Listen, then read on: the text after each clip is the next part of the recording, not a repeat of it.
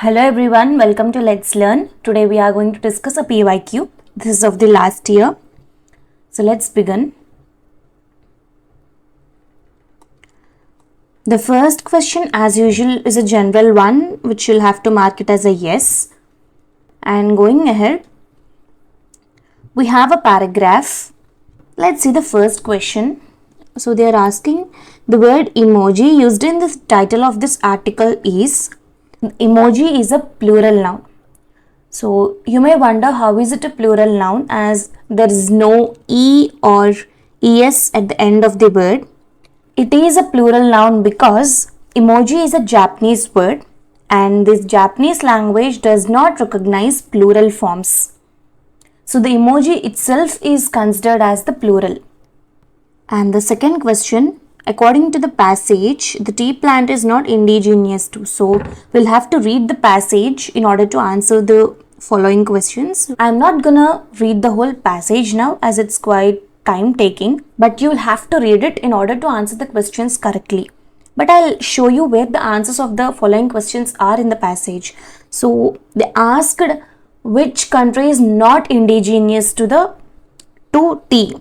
So if you see the second passage, the tea plant Camellia sinensis is indigenous to a region spanning present-day China, India, Myanmar and Cambodia. So they gave which countries are indigenous. So we can easily find out which country is not indigenous by seeing the paragraph, options. So if you see, India, Myanmar, Cambodia are indigenous. So the plant which is not indigenous to tea is Japan. Fourth question. Which of the following rightly describes the role played by tea in China through the course of history? If you see the third paragraph, initially a medicinal beverage, tea became a daily drink by the 3rd century CE with elite members of Chinese society viewing tea drinking as a leisurely pastime.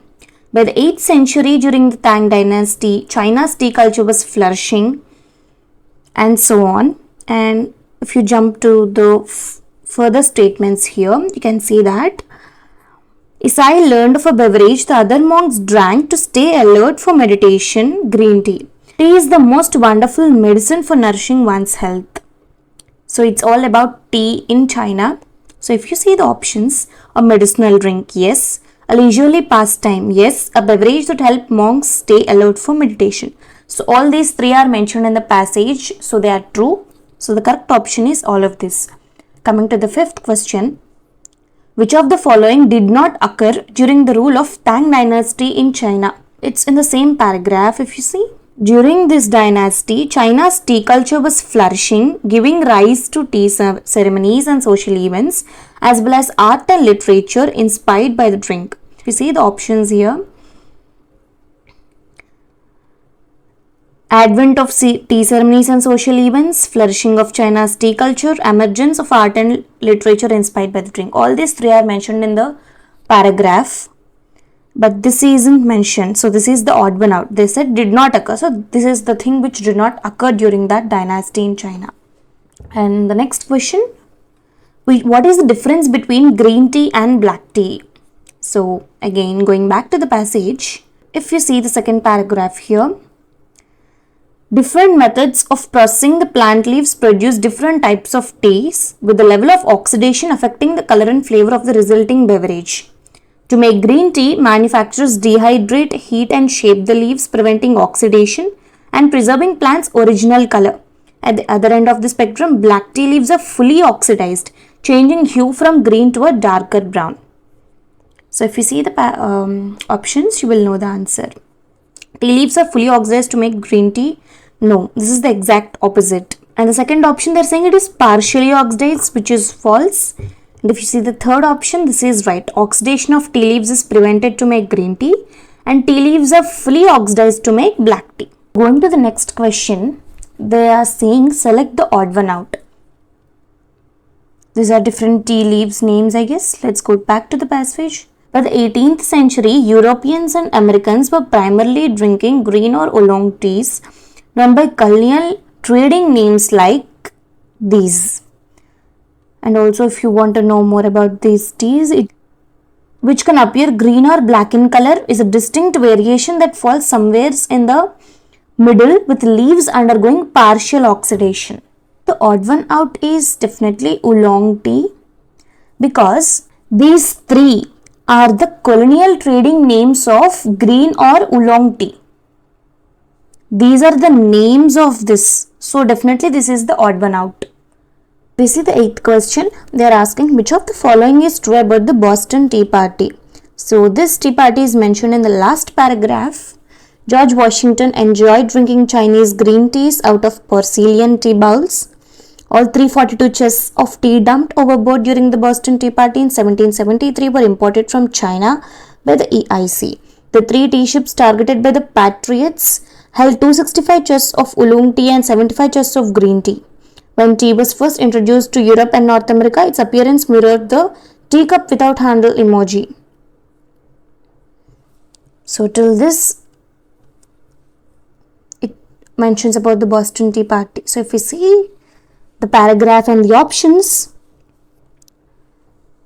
you will get to know that second option is correct, because it is mentioned about porcelain bowl but not for the first time. So this is wrong. And this first time is why these two options are wrong. And obviously it's mentioned the Patriots threw 342 chests of tea imported by the East India Company overboard into Boston's harbor. This thing. So going to the next question. Buddhist monk is credited with popularization of tea in which country? Obviously it's Japan. If you have read the paragraph correctly, you will not even have the need to go back to the paragraph. But still, let me show you where it's in the passage.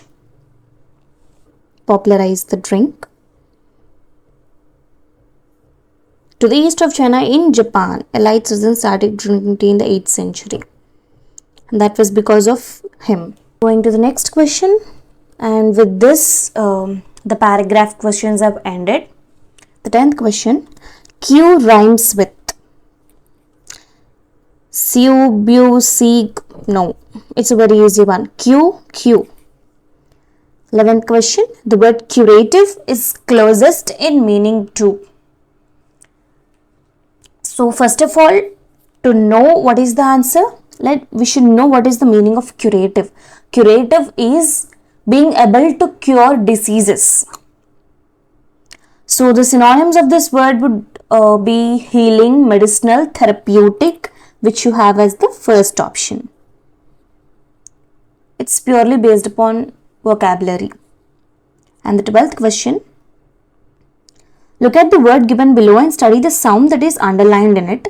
Choose the option which has the same sound. So thoroughfare, in that they have underlined TH. Thoroughfare. Path, Vrat. Both of them have the same sound as thoroughfare. So both path and Vrat. Option C is the right answer. The next question. The word thermometer begins with a which kind of sound? They are asking which kind of sound does thermometer begin with? So it is actually a dental sound. A dental sound is a speech sound made by placing the tongue tip against the upper teeth. For example, if you have thin, this, try to pronounce this so that you can understand. Thin, this. These are another two examples of a dental sound. So thermometer begins with a dental sound. And let's just discuss about the other three too. So the palatal sound is made by raising the tongue towards the hard palate of the mouth. Velar sound is made by using the tongue towards the soft palate of the mouth. A labial sound is a consonant sound made using the lips. If you go through the examples, and there are two different things like bilabial and labiodental. Examples like bet, ban, wet, van. These come under labial sounds. Thermometer is a dental sound. Hope you got a quick revision regarding few of these sounds. And moving ahead to the next question. The vowel sound between B and N in the word born is same as. Let's see the options. Which occurs between W and N between when? No. Or when. It's different. Bone, wean, thorn. Yes. Born, thorn. So last one is the right option. Next question. Choose the word with the ng sound from the following. If you pronounce all the options, you will get the answer. Neat, fin, thing, sound. Thing, obviously thing, ng.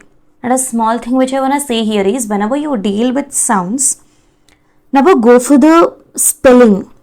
Sometimes it might match to the sound and the spelling, but it's not the same in all cases. Hope you got it. And the next question. Which among the following words has the same sound as underlined in pour? OU. Score, scour, crowd, both score and scour. So you will understand why I told the thing before. Like, never go with the spelling when you deal with sounds. Because if you see, if you actually go through spelling the answer, you will select this second option as OU and OU. But no. Pour, score. So the correct option is score. The 17th question. Identify the sequence of consonant and vowel sounds in the word succumb. If you see, there are two kinds of pronunciation, IPA and phonetic. Phonetic pronunciation would be this, succumb. B is silent actually. And the IPA pronunciation goes like this. And if you see that, this is a consonant, this a vowel, this a consonant, this a vowel, and this a consonant. So what did you get? C, V, C, V, C. C, where is it in the options? So it's the first one. And the next question, identify the part of speech of the underlined word. They laughed at my idea. The underlined word is idea. So it is an abstract noun. And what exactly are abstract nouns? It is a noun that refers to something non-physical. Something that you cannot perceive, see, touch or do anything directly with your five senses. Love, time, beauty, science. These are all abstract nouns because you can't touch, see them or feel them through all your five senses. Such things are abstract nouns, and idea is also such thing. 19th question. Identify the part of speech of the underlined word. The teacher is here. It's a very easy one. It's a noun obviously. And the 20th question. What did say about the work? Among the options, she and me. What did she say about the work? And the 20th question. Fill in the blank with appropriate option. The phrasal verb see about means. So it actually means to arrange for something to be done or provided. Like, I must see about selling the house. Tony announced it was time to see about lunch. Hope you have understood now. To choose among this, obviously, to deal with or organize something. To arrange for something. This is the meaning of the phrasal verb see about. And the next question. Identify the part of speech of the underlined word. They ran after the bus. Ran. It's a verb.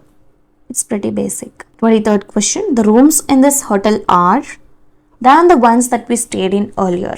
Hotel are cleaner than the ones we stayed in earlier. And the 24th question. Which of the following is not an adjective? So what is an adjective? It is a word that describes or modifies a noun or a pronoun. So sharp, dull, deep are adjectives because they help in describing about the noun. Whereas doubt, it is actually a verb or a noun. It comes as both. And in verb, if you see, it is used to express uncertainty. I doubt he can do it. And as a noun, I still have moments of doubt. So it can be both verb or noun but not an adjective. So this is the right answer. And the 25th question. Choose the appropriate option. The professor did not reply to my mail. She is away holiday. It's about prepositions. Which preposition would fit in here? It's definitely on. The preposition on is often used with words referring to events, time off, or journeys. Like on leave. She is on a maternity leave, on a trip. He is on a business trip, on an adventure. They went on an adventure. So she is away on a holiday. And the next question, identify the preposition in the following sentence. As soon as I reached, I jumped into the pool. It's very easy to identify. And the 27th question, choose the correct option. There is cup of coffee on a table. Obviously, it's A because A is used before a singular noun that begins with a consonant sound.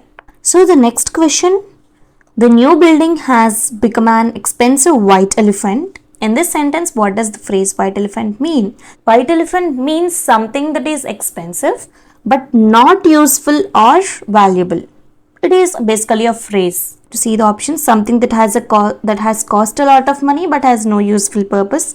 Something that is quite different, no. And the next question, identify the suitable phrasal verb for the following meaning. They gave the meaning and they are asking which among these is has this meaning.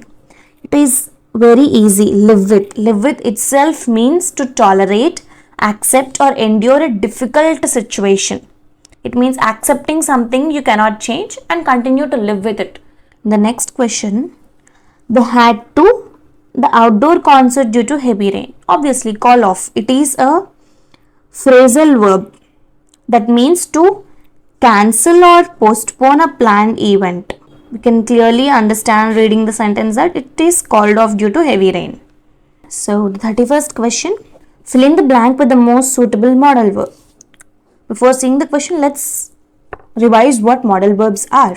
It is a type of auxiliary verb that is used to express ability, possibility, permission or necessity. This is actually what modal verbs are. And they gave a sentence to fill in with the more suitable modal verb, and they gave a hint to talk about general possibilities, and this is enough to say that the answer is can, because may, could, can and might, these are the modal verbs that express possibility. This is a standard thing which no one can change, and I've clearly given that to talk about general possibilities. So it might be any one among the four, and if you go through the options, there's only can which is in this. So the answer is can. The next question, match the words in list A with the correct antonyms in list B. Please be careful in noticing what they give, antonyms or synonyms.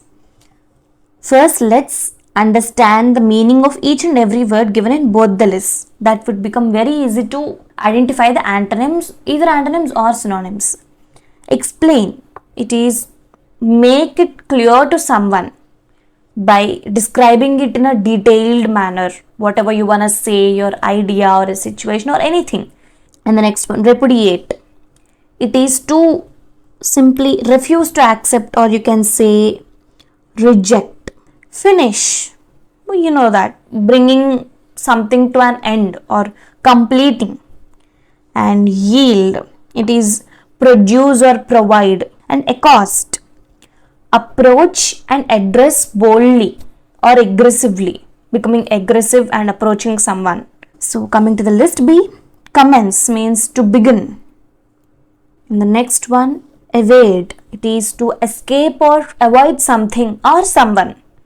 And obscure, not discovered or known. You can say uncertain. Conform, you know that, establish the truth or correctness of. Coming to resist, it is to withstanding things, anything, the action or effect of something else. Now it's very easy, I guess. Let's see. They're asking the antonym of explain. It is obscure, because obscure is uncertain. Explaining is detailing something. And the next one, repudiate. Repudiate is to reject. So obviously conform. Finish. It's easier amongst all. Commence. Commence means to begin. And yield means to produce. Resist means to withstand the effect of. So it's yield, resist. And accost, it is evade. Evade is to escape or avoid something. Accost is to approach. This is purely based upon vocabulary. We need to be strong in English vocabulary in order to answer such questions. Moving ahead. So there is a conversation given here. We need to fill in the most correct responses. Telephonic conversation between a receptionist and a caller. Good afternoon, Burma Enterprises. And such things you have to decide the answer seeing the options. It's easier. If you say the first one, what's your problem? It's quite informal and rude. How may I help you? This is the actual thing. This is how we talk to others. And others are completely rude and informal, whereas this is a formal conversation because it's between a receptionist and a caller, not between some friends or family members. Hello, this is Usha Patel from Vision Tech. Can I speak with Raghunath in IT? Sure, ma'am. What's the purpose of your call? I need to discuss the new software integration. They are asking what would the receptionist have responded to the caller who needs to discuss the new software. Please hold while I transfer your call. And the second option also says the same, but the only difference why it is not wrong is this is informal, whereas we are having a formal discussion. Keep quiet, be on hold, buddy. This is also informal. And keep quiet is definitely odd one out. So the answer is the first one. So basically, we'll have to choose the answer seeing the options itself and also based upon the conversation, either it is formal or informal. If it would have been informal, it would either be this or this. Going ahead. Hi, this is Raghunath in IT. How can I help? Hello Raghu, this is Usha from Bright Tech. I want to go over the new software integration details. Sure, we plan to start next Monday and finish in 2 weeks. Does that work? Yes. Will there be any downtime? About an hour during setup, scheduled off peak. So what would the caller might have said to that? Let's see the options. I want to meet the manager. This is off topic actually. They're talking about schedules and some software. Send the schedule if you like. This is not something optional. They need that. So this is out of the thing. Can we plan the meeting this week? It's already scheduled. Why would they ask to plan a meeting? So obviously, can you send me a detailed schedule? It's already scheduled. Hope that's clear. Moving ahead, I'll email it by the end of the day.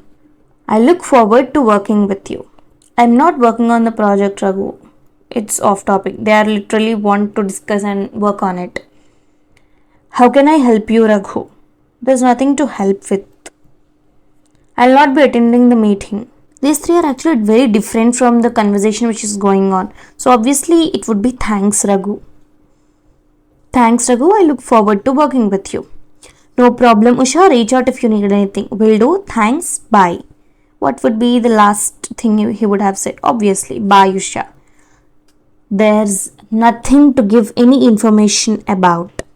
So we have finally discussed the whole PYQ. Hope there are no more doubts. And if there are any, please let me know. Thank you, everyone. Have a good day.